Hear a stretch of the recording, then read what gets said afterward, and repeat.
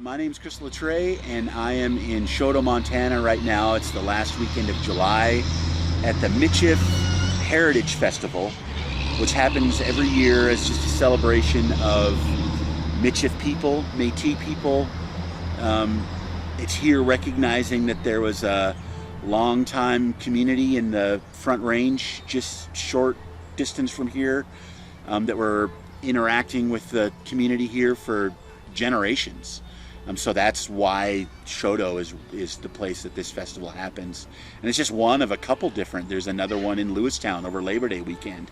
Lewistown being another town that was founded by Metis people in 1879. So, you know, we have these little festivals in different parts of the state. It's kind of a Metis powwow, if you want to call it that. And that's what we're here for. Well, Metis refers to a cultural group of people that are recognized as a distinct cultural group in Canada, but not in the United States, even though we are the same people.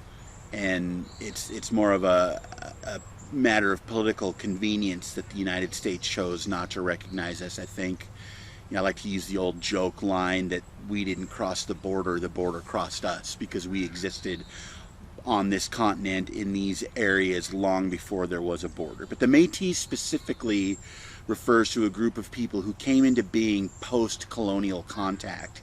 So it was primarily French, but some English and Welsh, you know, trappers and explorers and traders who first moved into the area kind of around the Great Lakes region and started intermarrying with indigenous women, primarily Chippewa or Ojibwe and Cree women. So like my Little Shell tribal ID identifies me as Chippewa Cree, yet I identify as Métis. And I would say the majority of the people I know in the Little Shell tribe identify as Métis. And we're a mixed race. So Métis, small m Métis, literally means mixed in the French language. But capital M Métis refers to us as a cultural people.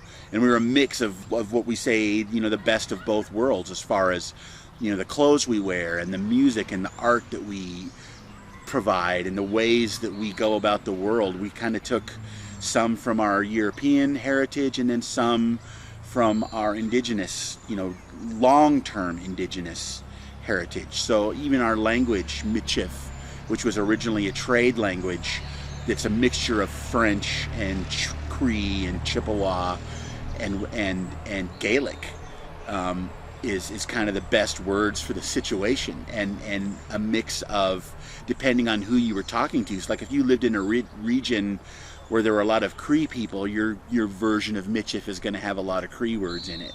So it was malleable based on where we live, and we are tied so specifically to these regions that was our traditional homeland. And as a pre-written language, you know, a lot of it, depending on where you live, the spelling is going to be different because it's pretty phonetic.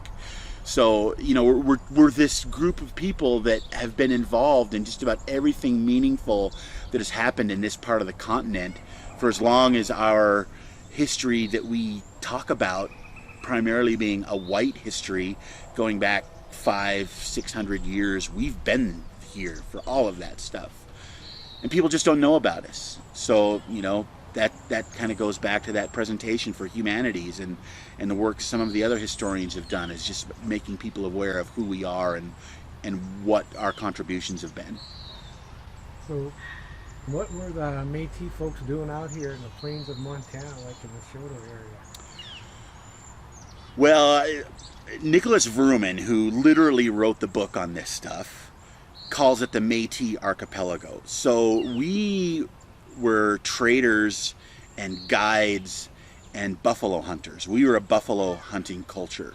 So as the last herds kind of dwindled, you know, post fur trade, which dried up in the 1840s, then the buffalo economy came to the fore. And so we were out like in central Montana and down into the southern part of the state as buffalo hunters, because like the Judith Basin was one of the last places where buffalo could be found, and all of the tribes that were buffalo tribes converged there. You know, that's how we end up with the Battle of the Little Bighorn and all of those things, and all these forts popping up around, in the post 1876 is because they were afraid that the Indians were going to rise up. So we were in the midst of all of that as buffalo hunters, trading hides, making pemmican and trading that.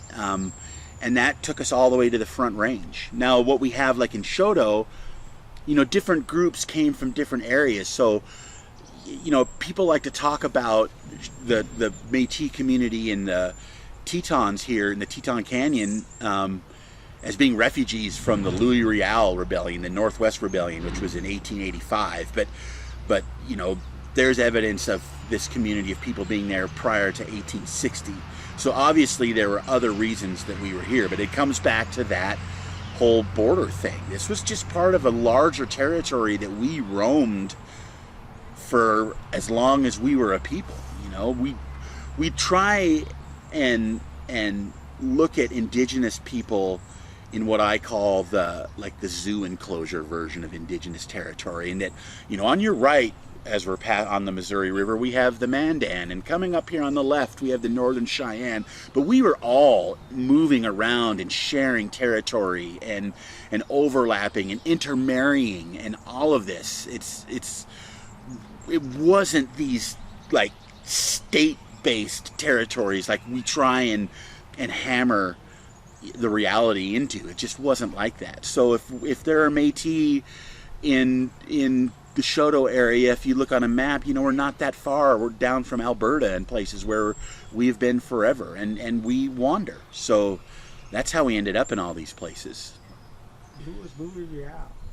So Louis Riel was he was a leader of the Métis people. So he was like the spiritual kind of mystic guy that as far as Métis independence, where the Métis wanted to create their own nation, and Louis Riel was the guy who was the figurehead for that.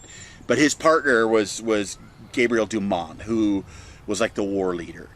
And there were two instances where they tried to create an independent Métis nation in what is now Canada. And that in itself is its own enormous chunk of history that multiple books have been written about. But Louis Riel is like one of the important people in Métis history just because of his role as a leader in efforts to create our own Métis nation in Canada. And he even, between these rebellions or uprisings, whatever you want to call them, he was in the Lewistown area and had a petition drawn up that for a reservation in the Judith Basin that had some people from the United States federal government who were saying, yeah, we should do this, and that it didn't happen.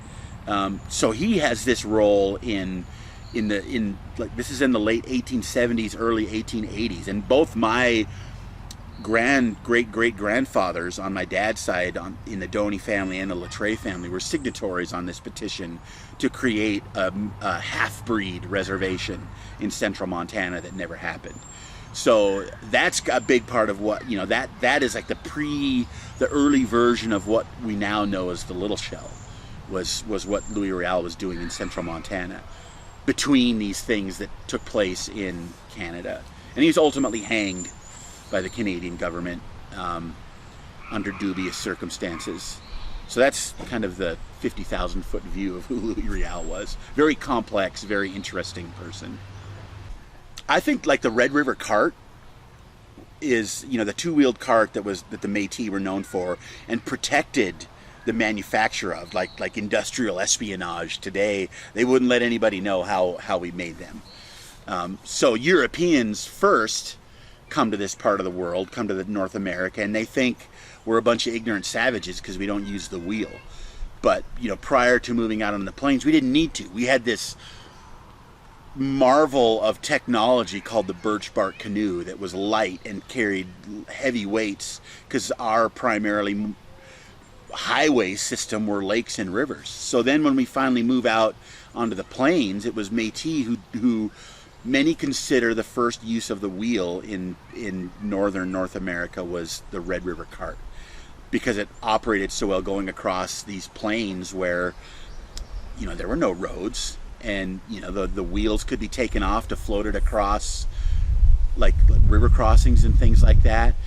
So like where I live primarily in the Missoula area, I like to talk about how like the Mullen Road, which was built it was originally to be a military road, but none of the military based things happened like they thought they were going to, so it was more of a trade road. But those were built on cart trails that the Metis traders had been doing, for decades before John Mullen comes along and decides he's going to put the Mullen Road through there. And he chose that route because these Metis guides and traders said, hey, here's the way to go, because we've been doing it for decades. So it's one of these weird things where there are all these little points in history where Metis people have been key players in, but have kind of been written out of history. It's like the guy who guided, and I'm going to forget it, Prudhomme was his last name. I think it was Gabriel Prudhomme, was Father de Smet's guide into the Bitterroot. And de Smet is considered the guy who brought Christianity to the Salish people. But, the Metis were Catholic, and we were up and down that valley for generations before de Smet showed up. And de Smet had a couple wonderful illustrators as part of that trip. And there's like this drawing of St. Mary's Mission being built and all these, partially completed structures, and right in the middle of it is a Red River cart. So then you fast forward, 20 or 30 years, and John Mullen needs a guide to build the Mullen Road, and here's Gabriel Prudhomme again, the same guy who guided de Smet into Stevensville, what is ultimately Stevensville, is the guy who's guiding, John Mullen to build his road. Jocko Finley in the Jocko Valley, the Flathead Reservation north of Missoula. We've got the Jocko River, the Jocko Valley, the Jocko Mountains. Jocko Finley was a Métis guide who guided David Thompson, who's this famous white explorer, considered, beyond Lewis and Clark. But Jocko Finley's the one who showed him how to get through that, part of the country. So again, his son Benetzi Finley is considered the first guy to discover gold in Montana at Gold Creek.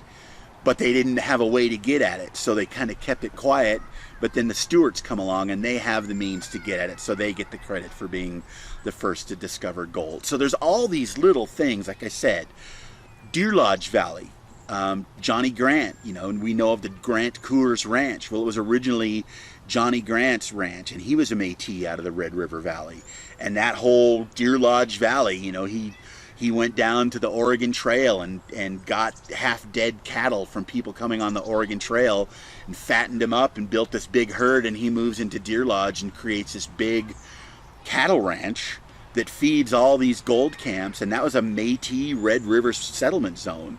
And he's there until the Civil War, and when all these people start moving west post-Civil War is when he says, okay, I'm going to sell this off to Conrad Coors because there's too many racists moving here now, and I'm going to go back to the Red River Valley. So those are just little tidbits of pieces of information that people who live here just have no clue about, and I feel like they should. Why should we know so much about Granville Stewart and nothing about Johnny Grant or Jocko Finley for that matter? Because nothing would have happened without our involvement, or it would have taken a lot longer, because we were the ones who knew, because that's what we did. That was how we lived our lives, was as wanderers and explorers, and what's on the other side of that hill and all that stuff. That's what I love about it.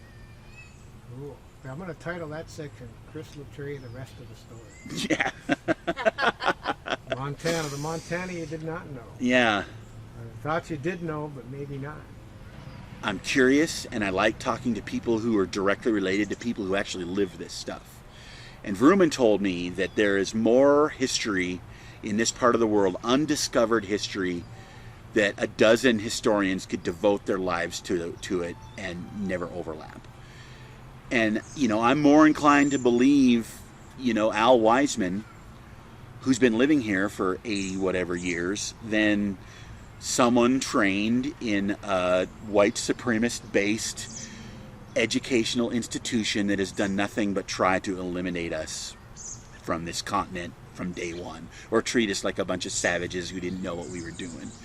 We know how to live on this continent better than anybody, you know. Those are the people whose perspectives I care about. So we like to think of these interactions between settler colonialism and indigenous people as things that have happened a long time ago, and it wasn't. So like, you know, my great-great-grandfather, Mose LaTray, came down out of Canada in the 1860s. But that, you know, and he died in the early 1900s. That's not that long ago, right? So there's only two generations separating, you know, him from me. Cultures last, and they're built to last. So if we look at it like it hasn't been that long, and Canada, the Metis Nation in Canada, for all of their problems interacting and doing things right, and all the frustrations that you have anytime people try and set up governments for themselves, they've done a good job, and we can look to them as a way to kind of how we've managed to keep our culture intact. Because there's been just enough people who have been talking about it, and it's just enough a part of families that grew up in these areas, like here in Shodo or around Great Falls or out in Lewistown and things like that. If you know where to look, you can find it. So that's how I think we've maintained it. Moving forward, I think, you know, I mean, that's a complex question that you have to address, that every tribe has to address. And I certainly have my ideas about sovereignty and what sovereignty means. And I am concerned, like in an event like this one, that there's just not that many younger people that show up. And we need to figure out a way to engage younger generations in order to keep that enthusiasm moving forward. You know, it's hard to convince someone who can get on a video game and pretend they're like a stormtrooper blasting aliens out of the universe that sashes and jig dancing is cool, you know? But it is cool. They can both be cool. They can both be cool in the same world. We just need to figure out a way to make those connections. How does fiddle music play into all this? You know that.